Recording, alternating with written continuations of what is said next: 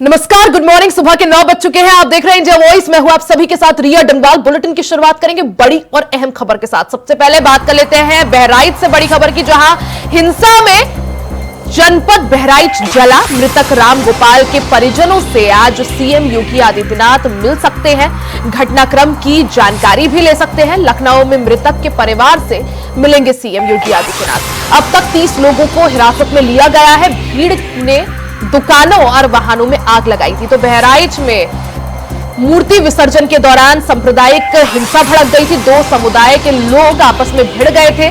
पत्थरबाजी भी हुई थी, आगजनी भी हुई थी और फायरिंग भी हुई। फायरिंग में एक युवक की मौत हो गई, वहीं एक अन्य युवक घायल बताया जा रहा है। इस दौरान बहराइच हिंसा मामले में मृतक राम गोपाल के परिजनों से आज सीएम योगी आदित्यनाथ मुलाकात कर सकते हैं और घटनाक्रम की उनसे जानकारी भी ले सकते हैं। लखनऊ में मृतक के परिवार से सीएम योगी आदित्यनाथ मिल सकते हैं। हालांकि अगर बहराइच अग्निकांड और आगजनी मामले की बात करें तो अब तक इस मामले में 30 लोगों को हिरासत में लिया गया है। भीड़ ने दुकानों और वाहनों में भी इस दौरान आग लगाई थी। तो बहराइच से पूरा मामला, जहां मूर्ति विसर्जन के दौरान सांप्रदायिक हिंसा भड़क गई थी और माहौल इतना ज्यादा बिगड़ गया था कि फायरिंग में एक युवक की जान चली गई थी। सीधा रुख कर लेते हैं ज्यादा जानकारी के लिए कुंवर दिवाकर सिंह, संवाददाता बहराइच से। कुंवर दिवाकर, अगर बात करें बहराइच मामले की, तो आज जो मृतक है उसके परिजनों से सीएम योगी आदित्यनाथ लखनऊ में मुलाकात कर सकते हैं, क्या कुछ संभावना इसकी?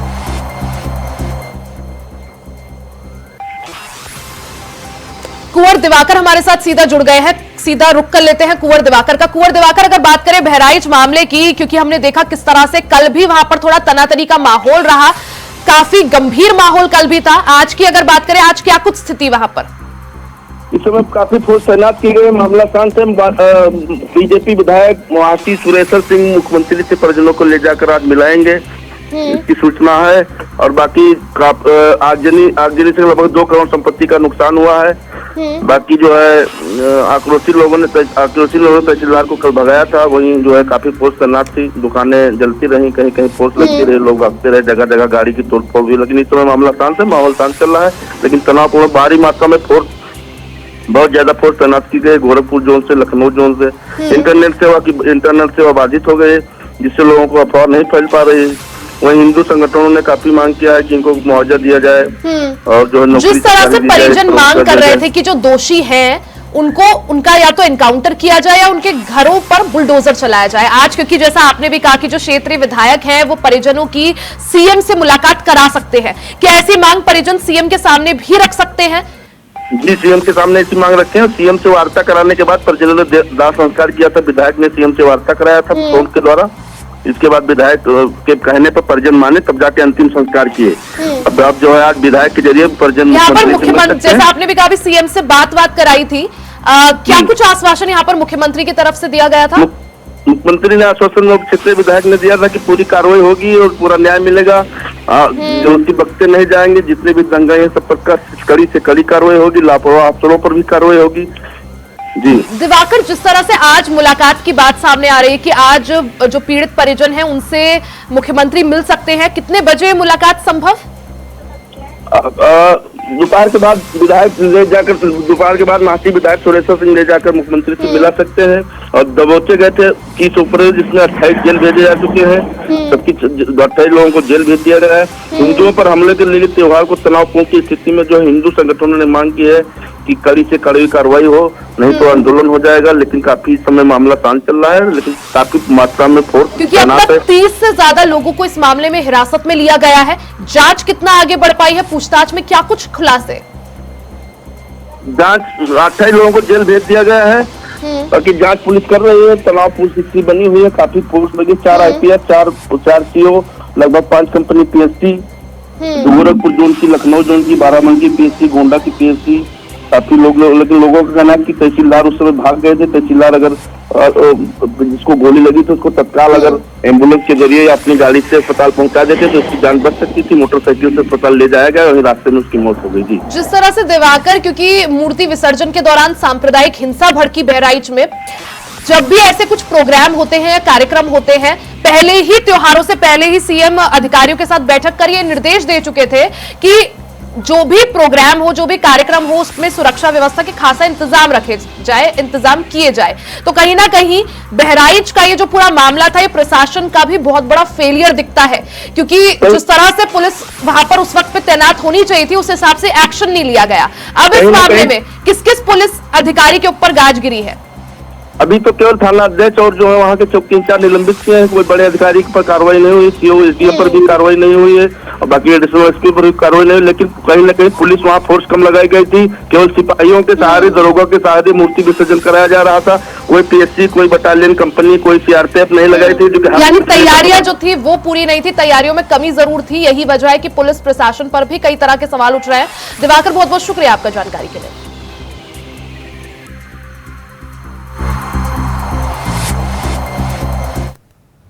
वही खबर लखनऊ से है, जहां महत्वपूर्ण इको टूरिज्म स्थल पर बदलाव होगा। जी हां, मुख्यमंत्री योगी आदित्यनाथ ने इसके निर्देश दिए हैं और उनके निर्देश पर अब एक्शन होगा।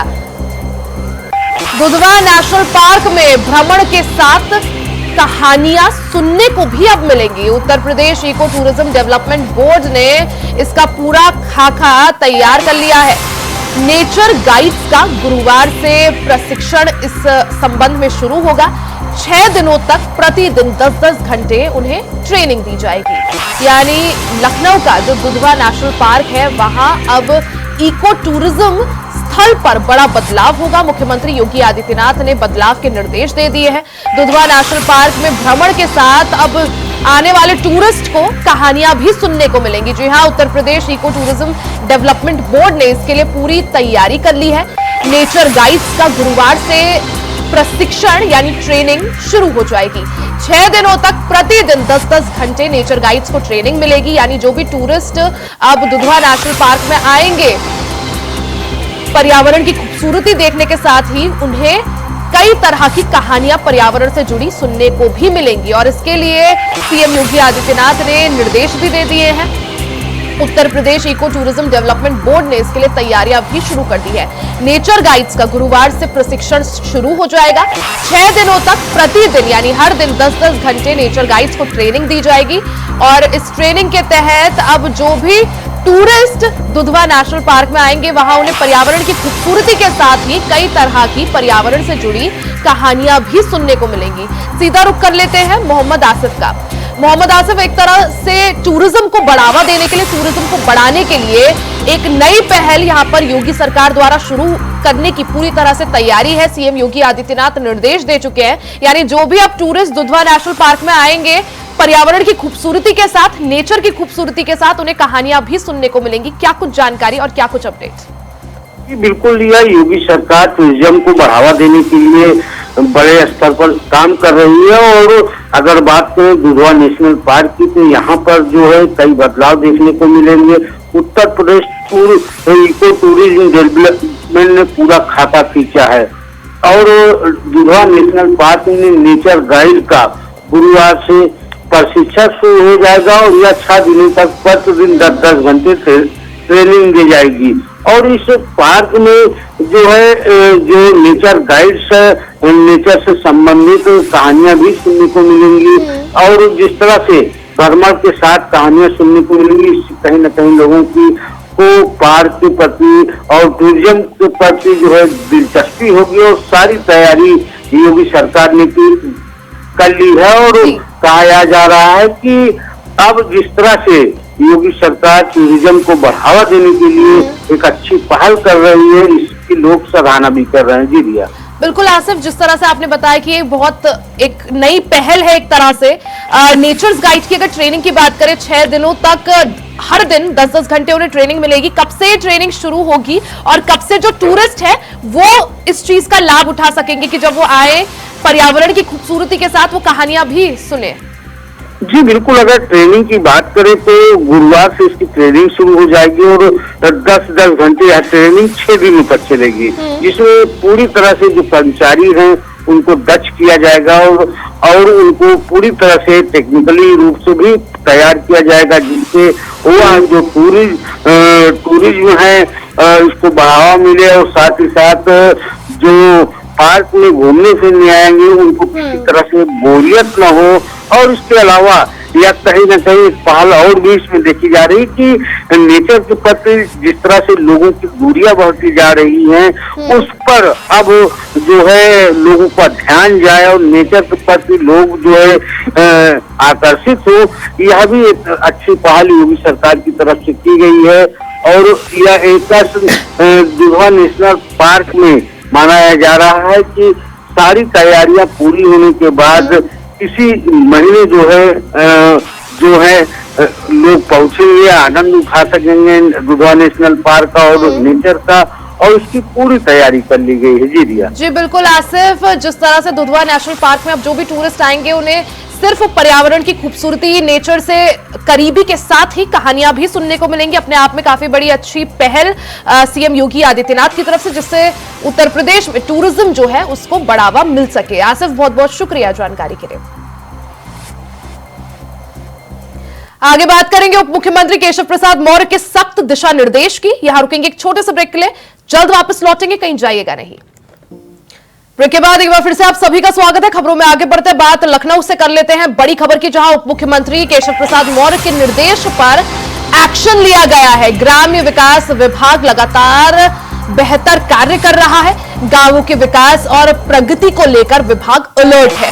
जन कल्याणकारी योजनाओं को जनता तक पहुंचा रहा है। महिलाओं के कल्याण के लिए भी कई कदम उठाए जा रहे हैं। तो ये बड़ी खबर आपको लखनऊ से बता दें, जहां उप मुख्यमंत्री केशव प्रसाद मौर्य के निर्देश पर अब एक्शन हो रहा है। ग्राम्य विकास विभाग लगातार बेहतर काम कर रहा है। गांवों के विकास और प्रगति को लेकर विभाग अलर्ट है। जन कल्याणकारी योजनाओं को जनता तक पहुंचा रहा है और महिलाओं के कल्याण के लिए भी कई कदम उठाए जा रहे हैं।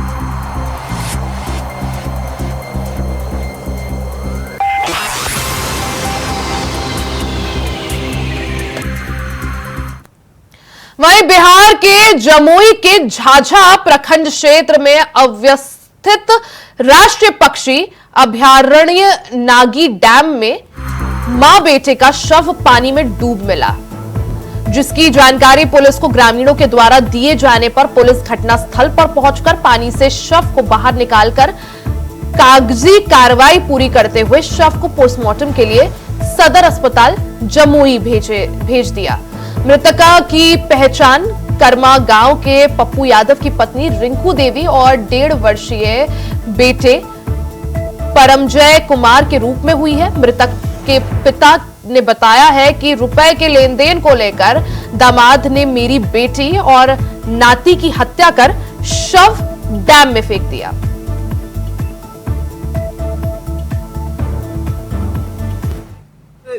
डेढ़ बजे करीब समय में निकला सर, हम भैंस चरा रहे थे।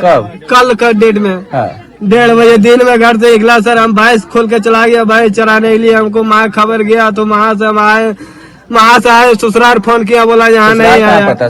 ससुराल करहरा पड़ता है सर। ससुराल फोन किया, बोला यहाँ नहीं आया। उसके बाद वहाँ से आए हम और हमारा पापा दोनों मिलकर फिर साला को साथ में लिए। साला का नाम है मनोज यादव। साला को साथ में लिया। उसके बाद उसको 3 बजे नाइट तक हम पूरा खोजे, झाझा उजा हर जगह छान मारे, लेकिन कहीं पता नहीं चला सर। हम खुद घर में ही नहीं था सर, हम क्या जानकारी देंगे किसी को, हम तो भैंस चराने चला गए। वहीं किशनगंज के दिघल बैंक प्रखंड अंतर्गत पत्थर घाटी पंचायत के दोदरा जाने वाली प्रधानमंत्री सड़क पर बने पुल का पश्चिमी पहुंच पथ कनकई नदी की तेज धार में बह गई। पुल का निर्माण ग्रामीण कार्य विभाग कार्य प्रखंड 2 किशनगंज के अधीन लगभग 3 करोड़ 25 लाख की लागत से 2019 में हुआ था, जिसकी लंबाई 58 मीटर है। इसके संवेदक टीटू बड़वाल है और बिहार सरकार के अभियंताओं के द्वारा पुल का पहुंच पथ निर्माण के तकनीकी कमी का नतीजा है कि दर्जनों पुलों का अप्रोच बह जा रहा है।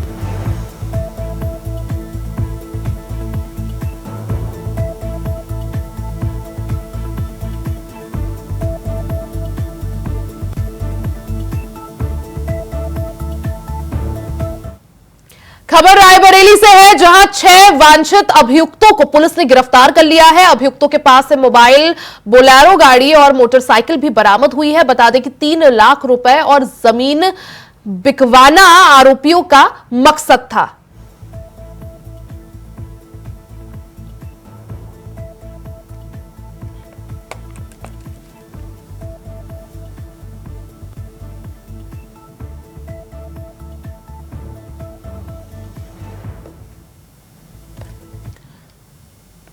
वही खबरों में आगे बढ़ते हैं। खबर अयोध्या से आप तक पहुंचाते हैं, जहां अयोध्या में बिहार के डिप्टी सीएम विजय सिन्हा अयोध्या पहुंचे।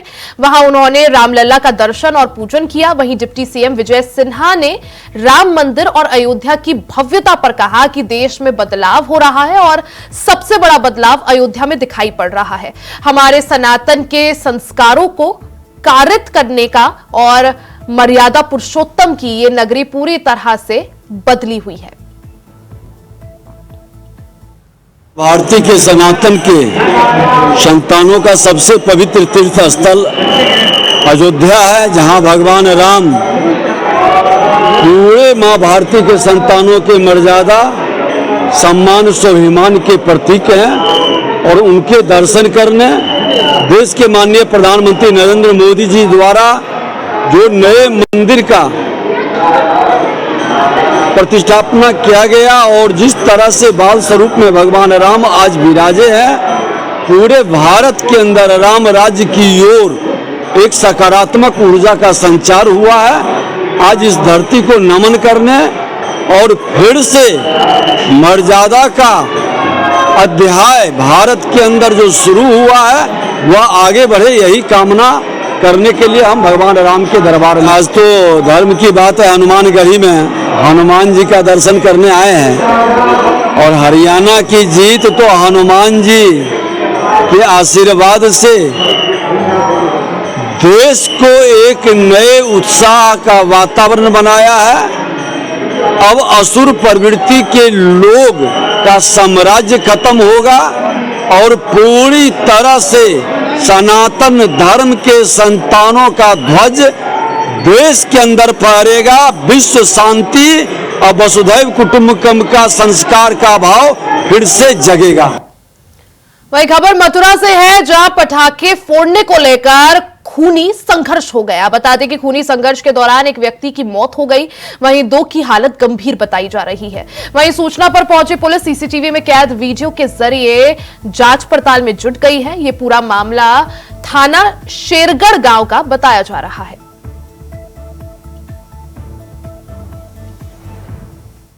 शेरगढ़ क्षेत्र में दो पार्टियों में पटाखे जलाने को लेकर के विवाद हो गया था से ही गांव में, और वहां पर आपस में मारपीट में एक व्यक्ति की मौत हो गई है। तत्कालीन मुकदमा कायम किया जा रहा है और इसमें शीघ्र ही सारे अभियुक्तों को गिरफ्तार करके आगे विधिक कार्रवाई। खबर हमीरपुर से है, जहां संदिग्ध अवस्था में तालाबंद कमरे में एक युवक का शव मिला। शव मिलने से इलाके में हड़कंप मच गया। मृतक कस्बे में किराए के मकान में अपनी पत्नी और दो बच्चों के साथ रहता था। पति पत्नी दोनों मजदूरी करते थे। मजदूर का कमरा पिछले 10 दिनों से बंद था। कमरे से बदबू आने के बाद मकान मालिक और मोहल्ले वासियों ने पुलिस को इसकी सूचना दी।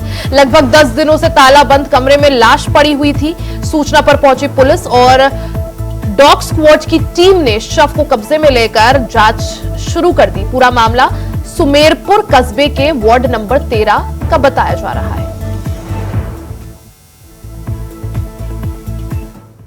थाना सुमेरपुर क्षेत्र में बाबू विश्वकर्मा नामक व्यक्ति, करीब 40 वर्ष, जो किराए के मकान पे थाना सुमेरपुर क्षेत्र में रहते थे, उनका मृत शरीर उनके कमरे से बरामद किया गया। मौके पे थाना स्थानीय पुलिस, फील्ड यूनिट की टीमें मौजूद हैं तथा मृत्यु का असली कारण जानने के लिए पोस्टमार्टम तथा पंचायतनामा की प्रक्रिया की जाएगी।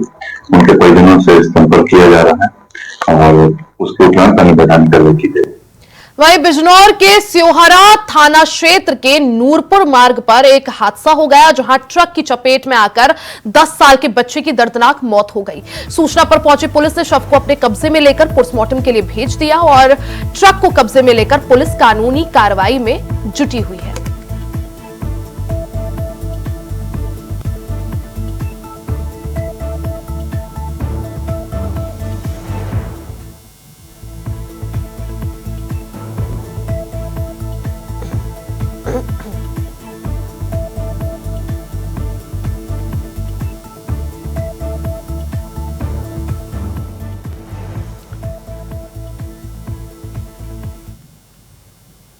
और इसी के साथ बुलेटिन में फिलहाल के लिए सिर्फ इतना ही। खबरों का सिलसिला जारी रहेगा, बने रहे हमारे साथ।